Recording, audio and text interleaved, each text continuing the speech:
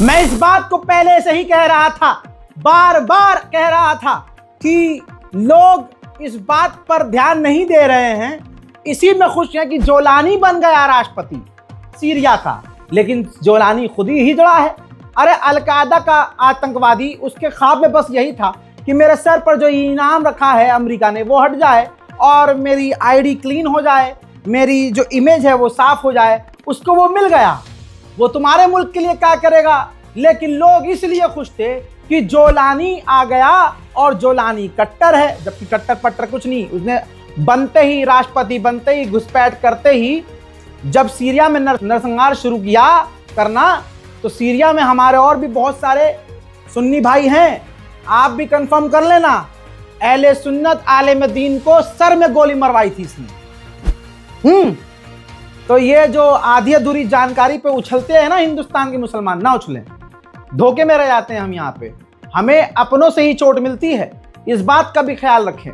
दोस्तों, कह रहा था, जता रहा था, लेकिन नहीं सुना आपने। सुनिए, अब सुन लीजिए। इजराइल ने रेड करी। रेड यानी इजराइल की फौज सीरिया के अंदर घुसी अलग अलग इलाकों में। अब सीरिया के लोगों को किडनैप करके ले जाने लगी और वो लेके भी गई है। पहले वो रेड का वीडियो दिखाता हूं, बिल्कुल सीरीज वाइज दिखाऊंगा। इजराइल की फौज सीरिया के अंदर घुसकर रेड कर रही है। आप सोचिए ये कैसा है। ये ऐसा है ठीक कि बांग्लादेश की फौज चीन में घुस जाए, या यूं कहिए चीन की फौज बांग्लादेश में घुस के अगर रेड करने लगे। और आसान करता हूं, अगर पीओके में पाकिस्तान की फौज आ जाए या हमारे कश्मीर के इलाके में पाकिस्तान की फौज आ जाए और वो घुस कर रेड करने लगे, कितने तरह के सवाल आएंगे दिमाग में। ये वही हो रहा है सीरिया के अंदर इजराइल की रेड। पहले ये हुआ।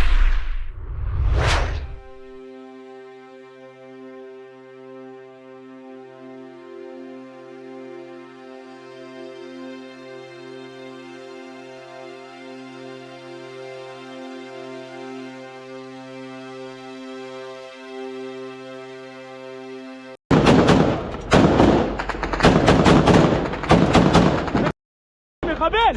תיזהרו, תיזהרו מדוש! תיזהרו מדוש! לעלות! לעלות כבר! לעלות כבר! הוא מוציא ראש! הוא מוציא ראש! מצד שמאל, איפה שהמנורה! हजरात, अब जो वीडियो नहीं है मेरे पास उसकी सुनिए।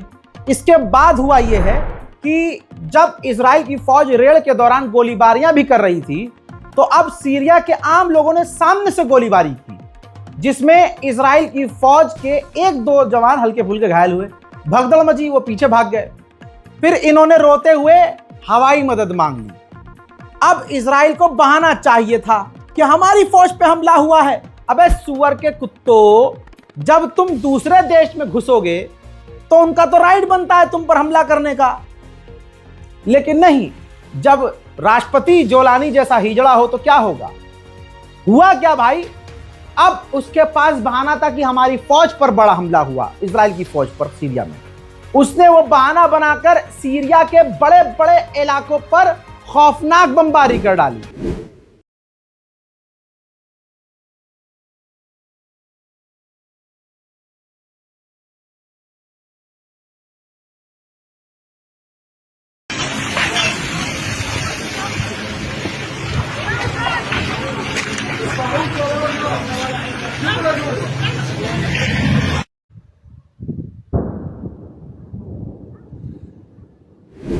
हजरत मोहतरम, अल्लाह अकबर। इसके बाद इस हमले में, इस इजराइल के आतंकी हमले में सीरिया में 12 से 13 लोग मारे गए हैं, दर्जन भर से ज्यादा घायल हैं। अब बमबारी के बाद उन इलाकों का, सीरिया के इलाकों का मंजर क्या रहा है वो मैं दिखाने जा रहा हूं और एडिशनल जानकारी दे रहा हूं। इस इजराइल के हमले में सीरिया में कई मस्जिदें भी टूट गई हैं। देखिए,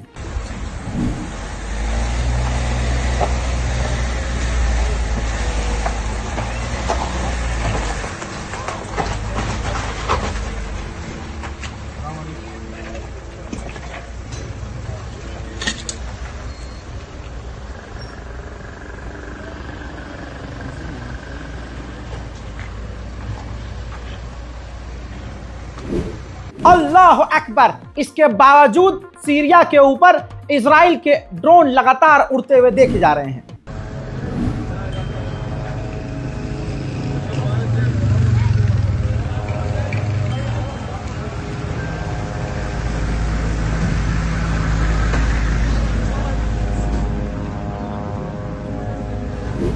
हजरात मोहतरम, कई मारे गए हैं। ये तस्वीर देखिए, अब हड़कंप समझ गया है। मैं बार बार कह रहा था, मुसलमानों बोलो तो सही, मेरे भाइयों बोलो तो सही। गाजा गाजा के लिए हम बोल रहे हैं और आपको लग रहा है कि सिर्फ गाजा में हो रहा है। नहीं, ये इजराइल पूरे मिडिल ईस्ट के लिए खतरा। लाशों के अंबार हैं, लाशें पे लाशें गिर रही हैं। अब इसके बाद हुआ ये कि सीरिया के लोगों को एहसास हो चुका था कि जोलानी तो हिजड़ा है, क्या करें, अब मरना ऐसे है तो वैसे। अब सीरिया के लोग सड़कों पर उतरकर इजराइल के खिलाफ प्रदर्शन कर रहे हैं।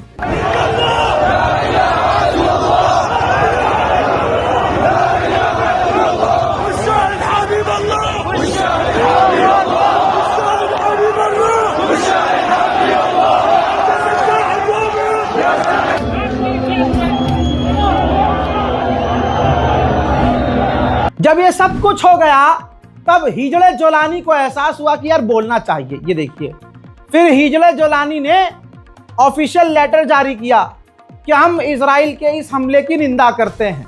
हजरात, इसके अलावा ये जोलानी कुछ कर भी नहीं पाएगा। अब बताइए, दूसरी तरफ जो अरब भाई हैं, भाई मोहम्मद बिन सलमान को ये पसंद होना चाहिए आदमी जोलानी, क्योंकि जोलानी ईरान के खिलाफ है। अबे ये तो किसी के नहीं है, बिन सलमान तो साला है ही नहीं किसी का। वो अभी भी, जब तक मैं अपडेट कर रहा हूं, लाशों के अंबार हैं, सीरिया में हड़कंप है और अभी किसी अरब देश ने सीरिया का साथ नहीं दिया है। फिलहाल के अपडेट में यही इतना ही। इससे बुरा मुसलमानों का हाल क्या होगा। जय हिंद।